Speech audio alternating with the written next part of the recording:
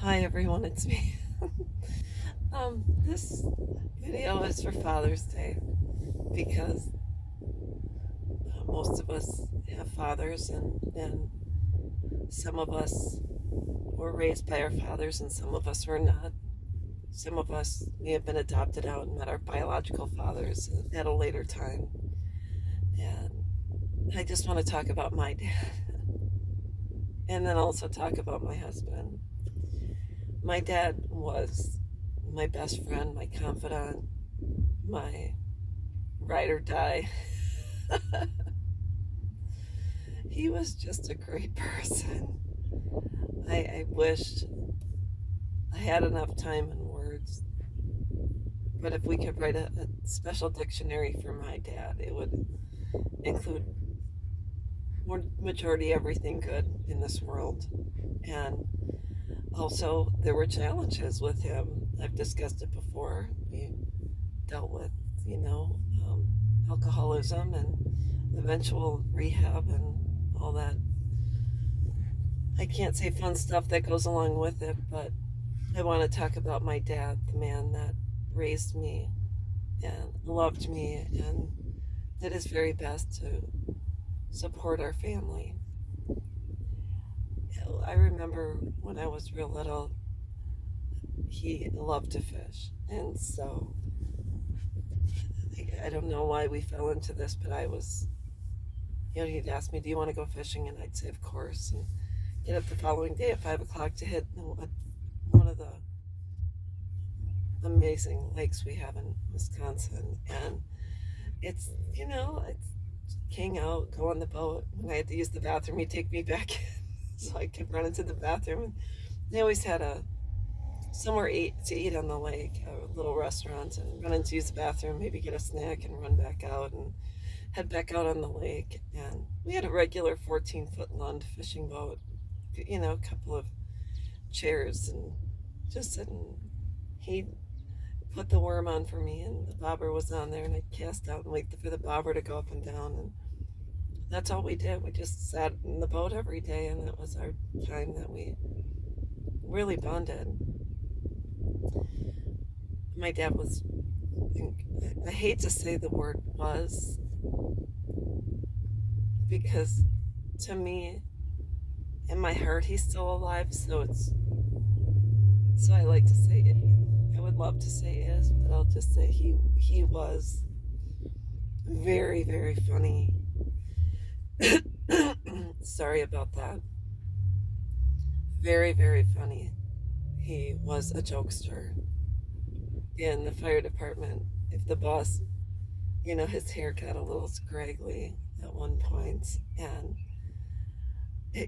his boss said, "You got to cut your hair," and so he would shave his head. Or I guess one time, I don't know which vehicle he was driving, but the I guess the chief was worried about image at the fire department because all the cars were parked outside. So he told my dad, "You got to paint your car." And I guess my dad spray painted our names, the names of my sister and I, along the car. He would just play practical jokes, but he was a good and decent human being. He really truly cared about other people. He was not materialistic. He would give you the shirt off of his back. He didn't care about money. After he retired, every year he would take my sisters and I up to Wisconsin Dells. We'd stay in the log cabins at the Wilderness Resort. It had 5 bedrooms, so each, my sisters and I would each take our own bedroom with our own families and hang out. And he'd give us money to go gambling. You win or lose, it was just fun. So there was just I was very fortunate. Even when we were kids, we'd go camping. We were involved with the fire department really a lot, so we were always with them. And we were also involved in church. We were regular churchgoers. We went to a Catholic school, so we had an excellent education. And he would truly listen to you when you talked to him. It was truly a blessing. So he passed away suddenly. It was July 27th, 2009. So it's been a while. But there's been times when I felt his presence close to me, and it's a blessing when they either appear in a dream or you feel them or you get a sense or there's a sign. But moving on to my husband, my dad, I don't think he really knew about my trauma from the military. And so I hadn't gotten a lot of therapy, for the first 20 years after the assault. And like I said, my dad really never knew. And when I finally decided to go get treatment, he was no longer here. And so did a lot of hard work, 10 years of really hard work, inpatient, this and that. And it was difficult because my dad wasn't around and I couldn't talk with him about it. So after, I spent the last number of years working on myself and getting to a place where I had zen and peace, and I really have to work at it and I have to fight for it. And I didn't correlate two and two, but I truly believe my dad sent my husband to me as a gift. My husband is so much like my dad. It is truly awesome to be with someone who really truly cares about me and loves me and sees who I am and values me as a human being. It really is quite something. Sorry, my throat. We do a lot of the same things I would have done with my dad. The only difference is my dad was a people person, my husband's not.